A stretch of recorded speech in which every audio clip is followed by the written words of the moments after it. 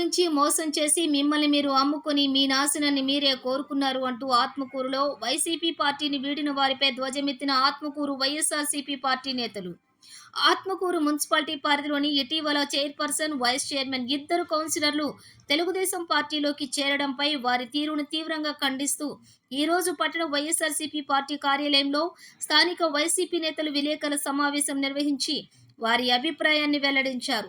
పార్టీలో ఉన్నత స్థానం కల్పించి వారి ఉన్నతికి, వారి అభివృద్ధికి సహకరించిన పార్టీని వీడి వారి సొంత లాభం కోసం అమ్ముడుపోయి ఇతర పార్టీలలోకి వెళ్లిపోవటం రాజకీయంగా వారి నాశనాన్ని వారే కోరుకున్నట్లుగా ఉందని వెల్లడించారు.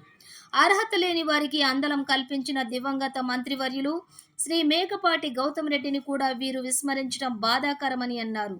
పార్టీలో ఎంతో ఉన్నత పదవులు పొంది గౌరవాన్ని పొంది పార్టీని వీడి వెళ్లిపోవటం వారి విజ్ఞతకే వదిలేస్తున్నామని, వారు వెళ్లినంత మాత్రాన వారి వార్డులలో ఎటువంటి ఇబ్బంది లేకుండా మరింత ప్రతిష్టంగా పనిచేసేందుకు తామంతా సిద్ధంగా ఉన్నామని, ఈ ప్రాంత ఓటర్లు సైతం మరింతగా మాకు సహకరిస్తున్నారని వెల్లడించారు.